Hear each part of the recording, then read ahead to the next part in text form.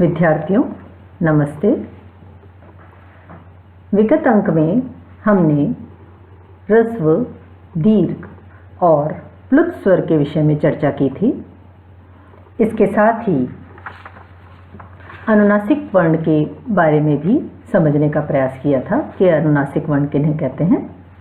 आज हम सवर्ण संज्ञक वर्ण क्या हैं, सवर्ण संज्ञा किनकी की जा सकती है, यह सूत्र के माध्यम से समझने का प्रयास करेंगे। तुल्यास्य प्रयत्नम सवर्णम, तुल्यास्य प्रयत्नम सवर्णम। सूत्र का अर्थ है तालु आदि स्थान तथा आभ्यंतर प्रयत्न, ये दोनों जिस वर्ण के साथ तुल्य हों वह अक्षर समुदाय परस्पर सवर्ण संज्ञक होता है। लोक में आभ्यंतर प्रयत्न तथा बाह्य प्रयत्नों के लिए सामान्यतः प्रयत्न शब्द प्रयुक्त होता है, किंतु शास्त्र में इन दोनों के लिए यत्न शब्द का ही प्रयोग होता है। इस सूत्र में यत्न शब्द के साथ प्र जुड़ा हुआ है, जो बाह्य प्रयत्न को हटाकर आभ्यंतर यत्न का ही बोध कराता है। आशय यह है कि किसी वर्ण के मुखगत, कंठ आदि स्थान तथा आभ्यंतर प्रयत्न, किसी वर्ण के मुखगत, सूत्र में आप देखिए आस्य प्रयोग किया गया है। आस्य का तात्पर्य है मुख से, तुल्यास्य। मुखगत कंठादि स्थान तथा आभ्यंतर प्रयत्न अन्य वर्ण से पूरी तरह तुल्य हों तो वे परस्पर सवर्ण संज्ञक होते हैं। उदाहरण के लिए क वर्ण तथा ग, इनके कंठादि स्थान, दोनों वर्णों के कंठादि स्थान तथा आभ्यंतर प्रयत्न समान हैं, अतएव इनकी सवर्ण संज्ञा हो जाएगी। क तथा ग का स्थान कंठ है तथा आभ्यंतर प्रयत्न भी समान है, अतएव ये सवर्ण संज्ञा कहलाएंगे। इनकी सवर्ण संज्ञा हम कर सकते हैं, इनकी सवर्ण संज्ञा हो जाएगी। इन सभी वर्णों के स्थान निर्धारित हैं। सभी वर्णों के स्थान क्या हैं, इनको हम सूत्र के माध्यम से समझने का प्रयास करेंगे। अकुह विसर्जनीयानां कंठः, अकुह विसर्जनीयानां कंठः। 18 प्रकार के अवर्ग, कु यहाँ पर कवर्ग को द्योतित कर रहा है सूत्र में, कु यानी कवर्ग। हकार तथा विसर्जनीयानां, विसर्ग का स्थान कंठ है।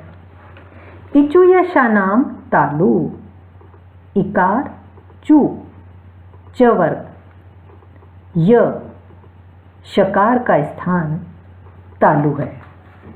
ऋटुरषाणां मूर्धा, ऋटुरषाणां मूर्धा, ऋकार ऋस्वर, टु यानी टवर्ग, ट ठ ड ढ ण,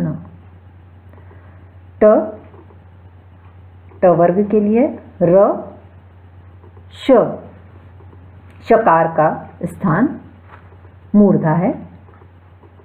नृतुलसानां दंता, नृकार 12 प्रकार के नृकार, तु तवर्ग, लकार तथा सानां, सकार का स्थान दंत माना गया है। उपपदमानीयानां औष्ठौ, उप यानी उकार, पु पवर्ग के लिए है।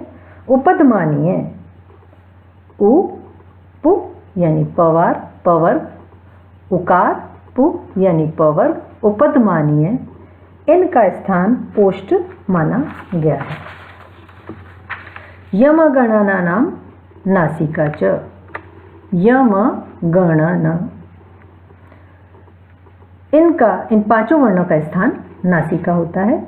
ए देतो कंठ तालु, ए देतो एत एकार, एतो यानी 12 प्रकार के एकार तथा एतो ऐकार। एकार एत यानी एकार, ऐतो ऐकार का कंठ और तालु स्थान होता है। ओदोतो कंठ ओष्ठम, ओदोतो कंठ ओष्ठम। ओत यानी ओकार, औतो औकार, ओकार तथा औकार का कंठ और ओष्ठ स्थान होता है। वकारस्य दंतोष्टम, वकारस्य वकार का स्थान दंत और ओष्ठ माना गया है। जिह्वा मूल्य से जिह्वा मूलम, जिह्वा मूल्य का स्थान जिह्वा की जड़ होता है। नासिका अनुस्वार से, अनुस्वार का नासिका स्थान होता है। सभी वर्णों के ये स्थान निर्धारित किए गए हैं, जिसे हमने सूत्र के माध्यम से समझने का प्रयत्न किया है। और यदि हम इन वर्णों का उच्चारण इनके निर्धारित स्थान से करते हैं तो अवश्य ही है हम उनका शुद्ध रूप से उच्चारण करते हैं। जैसे कि हमने देखा था कि प वर्ग जो है उसका उच्चारण स्थान, यहाँ पर प वर्ग का उच्चारण स्थान जो माना गया है वह ओष्ठ माना गया है। प वर्ग का उच्चारण स्थान ओष्ठ माना गया है। तो प वर्ग में फ भी है, प फ ब भ म। जब हम फ का उच्चारण दोनों ओष्ठ को मिलाकर करेंगे तो हम बिल्कुल शुद्ध उच्चारण करते हैं फ, फल, फल। यदि हम दोनों ओष्ठ मिलाकर फ का उच्चारण नहीं करते हैं तो उसका उच्चारण अशुद्ध रूप से करते हैं फल, फल। तो फल अशुद्ध है, फल जिसमें दोनों ओष्ठ हमारे मिल रहे हैं वो हम शुद्ध रूप से उच्चारित कर रहे हैं। इसलिए हमारा प्रयास यही रहना चाहिए कि जिन वर्णों का जो स्थान है हम उसी स्थान से उन वर्णों का उच्चारण करने का प्रयास करें। यह हमने किन वर्णों का क्या स्थान है ये समझा। अब हम यत्न के बारे में जानेंगे। जैसे कि सूत्र में आया है यत्न तुल्यस्य प्रयत्नम सवर्णम। तो यत्न क्या है? यत्न दो प्रकार के हैं, एक आभ्यंतर प्रयत्न और दूसरा बाह्य प्रयत्न। आभ्यंतर प्रयत्न भी 5 प्रकार का होता है। स्पृष्ट, ईशत स्पृष्ट, ईशत विवृत, विवृत तथा संवृत। इनमें से स्पृष्ट प्रयत्न स्पर्श अक्षरों का होता है। ईशत स्पृष्ट प्रयत्न अंतस्थ वर्णों का होता है। ईशत विवृत प्रयत्न ऊष्म अक्षरों का होता है। स्वरों का विवृत प्रयत्न होता है। ह्रस्व अवर्ण जो है उसका उच्चारण काल में संवृत प्रयत्न होता है और प्रयोग सिद्धि के समय केवल विवृत प्रयत्न होता है। यह यत्न जो है 2 प्रकार का माना गया है। एक वर्ण की उत्पत्ति से जो पूर्व किया जाता है उसे हम आभ्यंतर कहेंगे तथा वर्ण उत्पत्ति के अनंतर जो किया जाए वह बाह्य कहलाता है। इनमें हम सर्वप्रथम आभ्यंतर प्रयत्न की बात करेंगे। वर्णों की उत्पत्ति में जिह्वा के अग्र, उपाग्र, मध्य तथा मूल भागों का उपयोग हुआ करता है। जिह्वा का स्थान को छूना स्पृष्ट, थोड़ा छूना ईशत स्पृष्ट, थोड़ा दूर रहना ईशत विवृत, दूर रहना विवृत तथा हटकर जिह्वा का समीप रहना संवृत यत्न कहलाता है। यह जो स्पृष्ट यत्न है क से लेकर मैं पर्यंत जो वर्ण हैं वो स्पृष्ट यत्न हैं, अर्थात इनके उच्चारण में जिह्वा को स्थान के साथ स्पर्श रूप यत्न करना पड़ता है। ऊष्म वर्ण श, श, स, इन वर्णों का ईशत विवृत यत्न है, अर्थात इनके उच्चारण में जिह्वा को स्थान से थोड़ी दूर रहना चाहिए।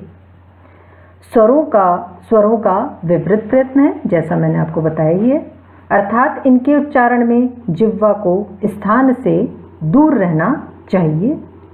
ह्रस्व अ वर्ण का संवृत प्रयत्न है, अर्थात इनके उच्चारण में जिह्वा को स्थान से हटाकर उसके समीप रखना चाहिए। अंतस्थ वर्ण जो है हमारे य, र, ल, यह ईशत स्पृष्ट यत्न है। अंतस्थ वर्ण ईशत स्पृष्ट यत्न है। हमारे जो ये हमने बात आभ्यंतर यत्न की करी थी। अब जो हमारे बाह्य यत्न हैं ये 11 प्रकार के माने गए हैं। विवार, संवार, श्वास, नाद, अघोष, घोष, अल्प प्राण, महाप्राण, उद्दात, अनुदात और स्वरित।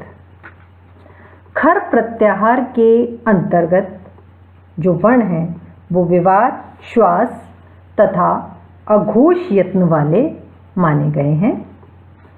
हर्ष प्रत्याहार के अंतर्गत जो वर्ण हैं वह संवार, नाद तथा घोष यत्न वाले होते हैं। वर्गों के प्रथम, द्वितीय और पंचम वर्ण तथा यण अल्प प्राण यत्न वाले होते हैं। ध्यान दें आप, वर्गों के प्रथम, तृतीय और पंचम वर्ण तथा यण अल्प प्राण यत्न वाले होते हैं। वर्गों के द्वितीय, चतुर्थ और शल प्रत्याहार जो हैं, शल प्रत्याहार के अंतर्गत जो वर्ण आते हैं वह महाप्राण यत्न वाले होते हैं। तो इस अंक में हमने आभ्यंतर और बाह्य प्रयत्न के बारे में जाना, किन वर्णों के क्या स्थान होने चाहिए इसके बारे में जाना। इसके आगे के सूत्रों की जानकारी हम अगले अंक में समझेंगे। धन्यवाद।